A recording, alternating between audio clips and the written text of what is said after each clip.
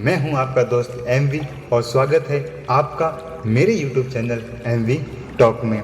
तो इस वीडियो में हम जानेंगे कि कैसे अर्थ का अनर्थ हो जाता है। बहुत से लोग महान लोगों की बातें तो सुनते हैं, लेकिन उन्हें किस तरह से अपने जीवन में उतारना है और किस तरह इसका सही अर्थ होता है ये वह समझ नहीं पाते हैं। इसी सीरीज में आप जानेंगे कि कैसे हम अर्थ का अनर्थ कर बैठते हैं। तो एक समय की बात है, एक गांव में एक लखपति व्यक्ति रहता था। जब उसे लगा कि अब वह मरने वाला है तो उसने अपने बेटे को पास में बुलाया और उसकी आंखों में आंखें डालते हुए कहा कि क्या तुम लखपति बनना चाहोगे।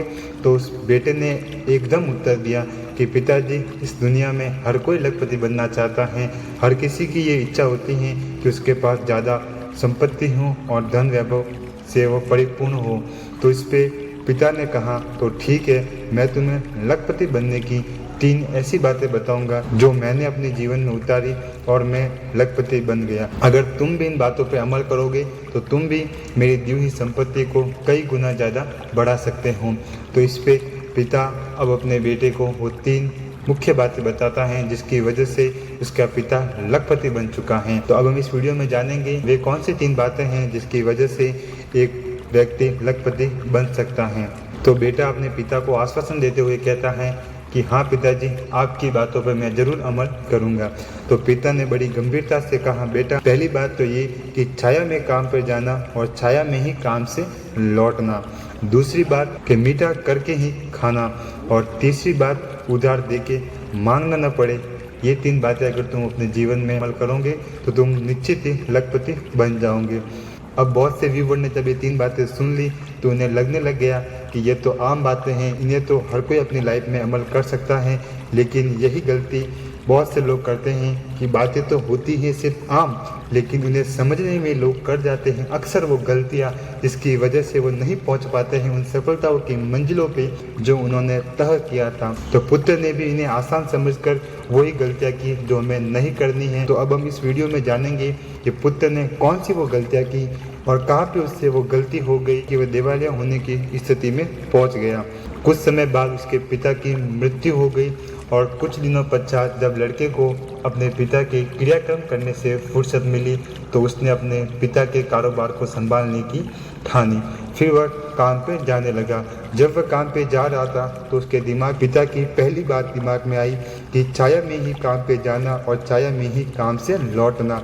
तो ये सोचते हुए लड़के के दिमाग में एक प्रश्न आने लगा कि छाया में ही जाना और छाया में ही लौटना, इसका मतलब मेरे अब मुझे छाया में ही जाना होगा। इसके लिए उसने घर से फैक्ट्री तक पूरे रास्ते में चद्दरें बिछवा दी, जिसकी वजह से उसे धूप ना लगे और वह आराम से फैक्ट्री जा सके। अब जब खाने की बात आई तो उसके अपने पिता की दूसरी बात याद आई कि मीठा करके ही खाना।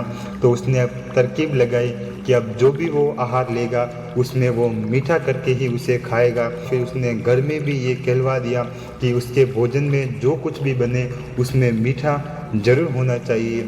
इसी के चलते कुछ समय बीतते गए और धीरे धीरे व्यापारी लोग उस लड़के के पास व्यापार से संबंधित सामान खरीदने आने लगे। तो उनमें से कुछ ने उधार मांगने का निवेदन किया। पुत्र ने बड़ी ही खुशी से उधार देना स्वीकार कर लिया। साथ ही उसने उस रकम को कभी व्यापारी से फिर से मांगा ही नहीं, क्योंकि उसके दिमाग में पिता की तीसरी बात कि उधार देके मांगना ना पड़े, ये बात उसके दिमाग में फिर रही थी। और धीरे धीरे लोगों को पता चलने लग गया कि पुत्र बहुत दयालु हैं। एक बार उससे अगर सामान ले लो तो फिर वो कभी उनसे पैसे नहीं मांगता है।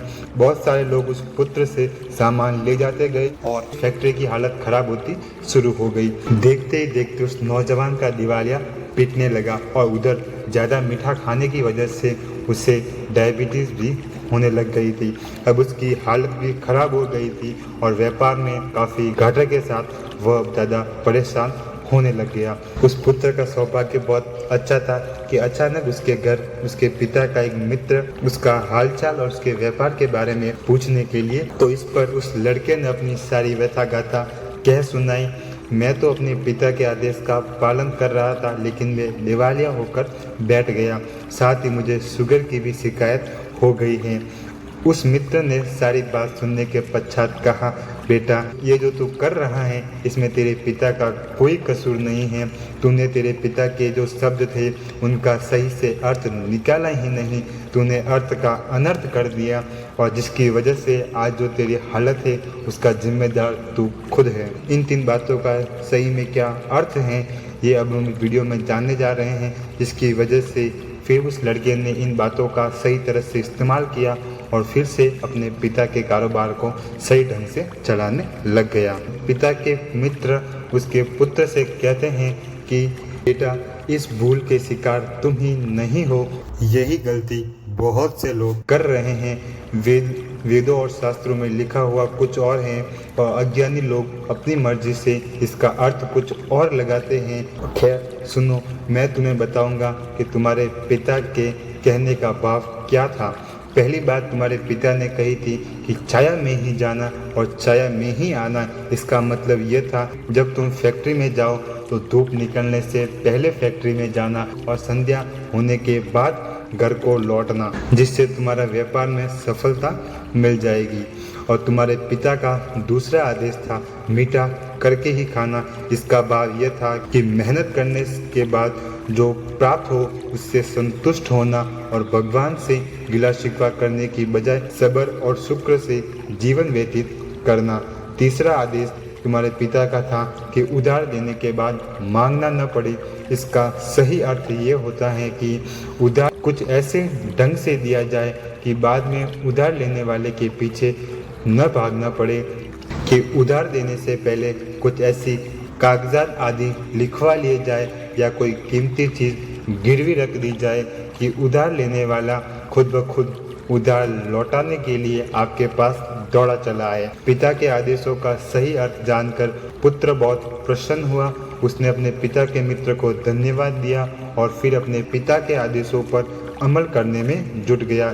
देखते ही देखते उसका व्यापार फिर से रफ्तार पकड़ने लग गया और काफ़ी फलने फूलने लग गया। तो अब आपने जाना कि वास्तव में अर्थ का अनर्थ किस प्रकार होता है और कैसे एक पिता के पुत्र ने पूरे पिता के आदेशों का अर्थ का अनर्थ कर दिया। तो अब मैं आपको बताऊंगा कि आप अर्थ का अनर्थ होने से कैसे बच सकते हैं। तो जब भी आप महात्माओं या सज्जन पुरुषों के शब्दों को या उनकी बातों को सुने तो उनके शब्दों में ही उलझे ना रहे, बल्कि आपको वास्तविक लाभ उनके पीछे निहित भाव को समझकर और उसके अनुसार कर्म करने में मिलेगा। इस तरह से आप अर्थ का अनर्थ होने से बच सकते हैं। इससे अगर आपको ये कहानी पसंद आई है तो नीचे सब्सक्राइब बटन को दबाना ना भूलें और अपने दोस्तों के साथ शेयर करना ना भूलें।